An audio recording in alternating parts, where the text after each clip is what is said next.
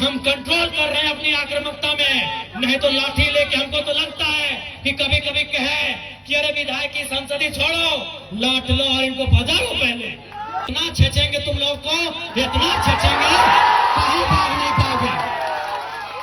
हाँ, बनाएंगे झारखंड को 1970-80 का झारखंड बनाएंगे, जब आप सब पेट में एक नंबर करते थे। बनाएंगे झारखंड को 1970-80 का झारखंड। हाँ, मैं याद है वो इतिहास कि एक ऑफिसर को हमारे बाप दादा ने पारसनाथ का ढोलकट्टा पहाड़ चढ़ाया था, वो साला आज तक नहीं मिला, कहाँ गए वो? नहीं जाओगे, नहीं निकलोगे बाहर, नहीं जाओगे। अरे तुम्हारी परछाई 24 घंटा साथ नहीं देती है, ये पुलिस का ठिकाना है। एकदम इस बार मुकाबला हर पार का होगा, क्योंकि हमने खून पी रहे हैं। साला झारखंड बनाने के बाद हम लोग खून पी रहे हैं, खून के आंसू रो रहे हैं। बेशरम प्रबंधन वालों, यहाँ दामाद बना के उनको रखे हो जिनका बाबूजी का एक बित्ता जमीन नहीं गया। तो बोलने की विधायक जी पब्लिकली बोल दीजिए तो हम बोल देंगे। मैं आपको बता रहा हूँ, इसी कोयलांचल से हमारे नाम से 1.5 करोड़ का सुपारी दिया गया था, लेकिन जिसको दिया गया उस शूटर ने क्या कहा मालूम है कि जयराम महतो में हम अपना बचपन देखते हैं, हम ये सुपारी नहीं लेंगे। ये इस विधायक की बोली ऐसी है। तुम करोड़ों का ठेका लेते हो, तुम अरबों का ठेका लेते हो, और हमारे लोग विदेशों में 12,000 की नौकरी के लिए मर जा रहे हैं। इसीलिए मेरा बोली है कि मार देंगे, फाड़ देंगे, और जरूरत पड़ा तो कबाड़ देंगे, झारखंड की धरती से कबाड़ देंगे। अब हम लोग गेट बंदी करने का काम करेंगे, और याद रखिए गेट बंदी में अगर कोई लाठीचार्ज हुआ, अगर सीआईएसएफ ने लाठीचार्ज किया, झारखंड पुलिस ने लाठीचार्ज किया, तो हम सीआईएसएफ से झगड़ा नहीं करेंगे, हम झारखंड पुलिस से झगड़ा नहीं करेंगे। हम जो भी अफसर अब अंदर में बैठे हैं, बाहर अगर निकल गए तो खदेड़ के मार देंगे।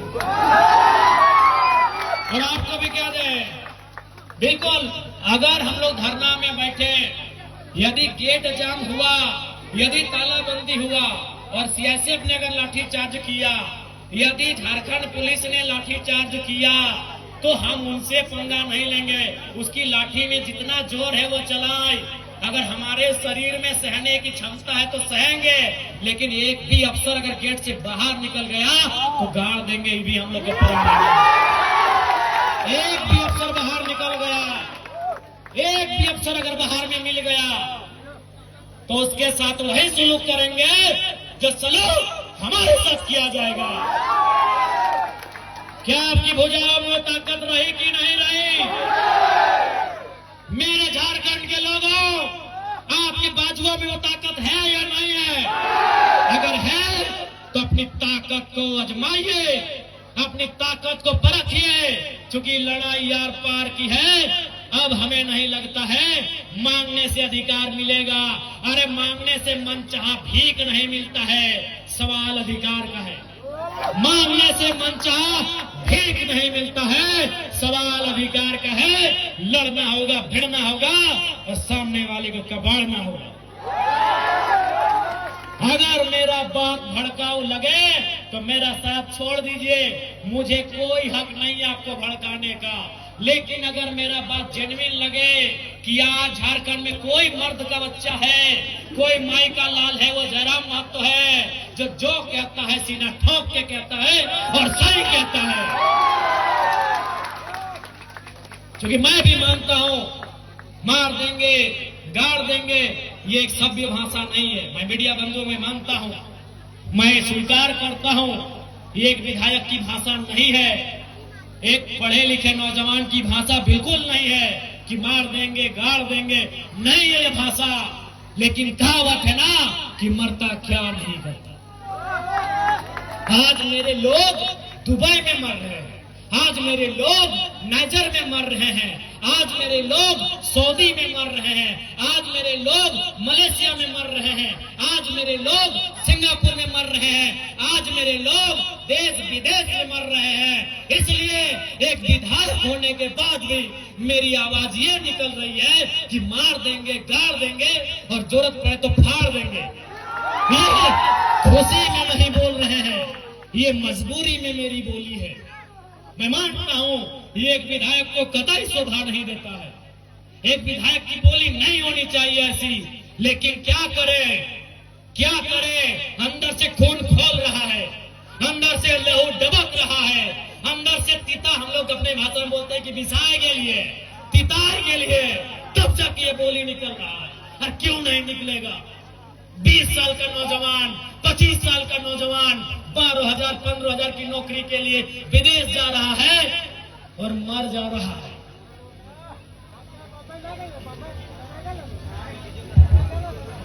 मर जा रहा है। 25 साल का नौजवान, जो 50 लड़के मरे विदेशों में और परदेशों में, पिछले 9 महीना में जो 50 भाई मर गए, उनकी उम्र 22 साल से 35 साल के बीच है। किसी का 4 महीना का बच्चा है। अरे कोई तो ऐसा है कि 4 महीना पहले शादी हुआ, एक भी बच्चा नहीं है, वो बेचारा विदेश में मर गया। इसलिए इस विधायक की बोली ऐसी है। तुम करोड़ों का ठेका लेते हो, तुम अरबों का ठेका लेते हो, और हमारे लोग विदेशों में 12,000 की नौकरी के लिए मर जा रहे हैं। इसीलिए मेरा बोली है कि मार देंगे, फाड़ देंगे, और जरूरत पड़ा तो कबाड़ देंगे, झारखंड की धरती से कबाड़ देंगे। क्योंकि तुम निर्दयी हो, तुम निर्दयी हो, तुम बेरहम हो। तुम्हें दिखाई नहीं देता विस्थापितों का दर्द, तुम्हें सुनाई नहीं देता है छोटे छोटे बच्चों की चीख, तुम बेरहम हो। हम विधायक इसलिए गाली में कंट्रोल कर रहे हैं, नहीं तो आज तुम्हें दिखाई नहीं देता है रेतों की पीड़ा, इनका आंसू, इनका तकलीफ। आज रेतों के बच्चे परदेशों में हैं, विस्थापितों के बच्चे विदेशों में हैं, और क्या 12,000 15,000 की नौकरी के लिए मर जा रहे, बुरी तरह मर जा रहे हैं। शरीर देखने लायक नहीं होता है जब वो आता है। मां इनकार कर देती है हल्दी देने से। अरे मरने के बाद हमारा नियम है हल्दी देना, मां इनकार कर देती है, हल्दी नहीं देंगे बॉडी में। पत्नी देख नहीं पाती है शरीर को। इसलिए सुन लो डीवीसी वालों, इस बार अगर धोखाधड़ी हुआ तो भाड़ में जाए विधायकी। हम याद करेंगे उस इतिहास को, हम बनाएंगे वही माहौल। तुमको जो कबाड़ना है कबाड़ो, हम वो माहौल फिर बनाएंगे। 70 वाला माहौल बनाएंगे, 80 वाला माहौल बनाएंगे, बिल्कुल बनाएंगे। हमारे लोग दुख से मर रहे हैं विदेशों में, और तुम एक करोड़ों का ठेका लेते हो। बेशर्मी की हद कर दी है।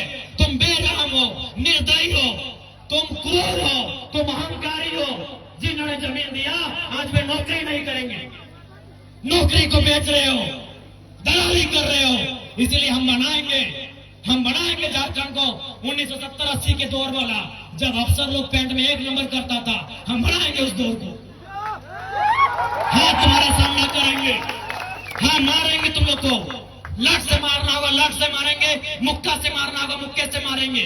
क्योंकि तुम लातों की भूतों बातों से नहीं मान रहे हो। तुम याद करो बेशर्मो 1991 की वार्ता को, याद करो डीवीसी के बेशर्मो, बेरहमो, याद करो 1991 की वार्ता को। क्या हुई थी वार्ता? बेरहम लोगों, तुमने नहीं माना वार्ता को। हम ठेका लिए राजा हरिश्चंद्र मरने का, हमने ठेका लिया है, पटक के मारेंगे, एकदम मारेंगे। तुम्हारे बच्चे हमारे बच्चे क्या हैं? भिखमंगे। तुम्हारी बीबी अच्छी साड़ी पहनेगी, तुम्हारे बच्चे महंगे स्कूलों में जाएंगे, हर साल हम भीख मांगेंगे। तुम गद्दार हो, तुम बेरहम हो, तुम घमंडी हो। तुमने नहीं माना है 1991 की वार्ता को, जो विनोद बाबू के नेतृत्व में हुआ था। तुमने नहीं माना है उस वार्ता को जो रेतों के नेतृत्व में हुआ था। आज 35 साल बीत गए, आज 35 साल बीतने को है उस वार्ता को। इसलिए अब हम भी राजा हरिश्चंद्र बनने का जिम्मा नहीं लिए हैं, हम भी बुद्ध बनने का ठेका नहीं लिए हैं। हम चंडाल बनना होगा, चंडाल बनेंगे और आपको इस पर सबक सिखाएंगे। देखते हैं कौन डीसी कितनी देर मदद करता है, देखते हैं कौन एसपी आपकी मदद करता है, अरे देखते हैं कौन थानेदार मदद करता है। नहीं जाओगे, नहीं निकलोगे बाहर, नहीं जाओगे। अरे तुम्हारी परछाई 24 घंटा साथ नहीं देती है। ये पुलिस का ठिकाना है? एकदम इस बार मुकाबला आर पार का होगा, क्योंकि हमने खून पी रहे हैं। साला झारखंड बनाने के बाद हम लोग खून पी रहे हैं, खून के आंसू रो रहे हैं। बेशरम प्रबंधन वालों, यहाँ दामाद बना के उनको रखे हो जिनका बाबूजी का एक बित्ता जमीन नहीं गया। यहाँ दामाद उनका बना के रखे हो जिनका बाप का एक बित्ता जमीन नहीं गया है, जिनका जमीन गया, जिनका घर गया, जिनका परिवार उजड़ा, वहाँ भीख मांगेंगे। इसलिए भीख नहीं मांगेंगे, अब अपना निवाला छीन के लेंगे। जरूरत पड़े तो गर्दन में अपने हलक के नीचे से छीन के निकालेंगे। और साफ ये हुक्कार है, साफ ये प्रबंधन को मेरा हुक्कार है और झारखंडी को भी ललकार है कि आओ सामने, जो प्रबंधन अनाकारी करता है उठाओ लटर बजा दो धरती। हाँ कैसे नहीं मिलेगा? अरे तुम क्या सोचते हो झारखंड फ्री में मिला? जब झारखंड ऐसे नहीं मिला तो नौकरी ऐसे मिलेगा? मिलेगा ऐसे? झारखंड ऐसे मिला? कितने लोग मरे? अरे दुनिया छोड़ो, यहाँ बताओ कितने लोग मरे हैं? अरे बोकारो जिला में बताओ ना, नाम गिनाएंगे तो सुबह से शाम हो जाएगा। एक जिला में सुबह से शाम हो जाएगा। इतने लोग मरे हैं झारखंड बनाने में। क्या लगता है ये बेईमान बेशरम लोग फ्री में नौकरी देंगे, बिना संघर्ष के देंगे? इसलिए और एक बात जान लो, आप भी जानते हैं सबसे ज्यादा संकट में कोई है तो जयराम महतो है, लेकिन उसके बावजूद वो अपनी जान हथेली में रख के आपके बीच आता है, ताकि मैं भी मानता हूं अगर आज हम लोग नहीं जागे तो हमारे पास एक इंच जमीन नहीं बचेगा, हम दर बदर की ठोकरें खाएंगे, हम बेघर हो जाएंगे। इसलिए तुम्हें इसलिए लड़ना है कि बाल बच्चों का भविष्य सुरक्षित हो सके।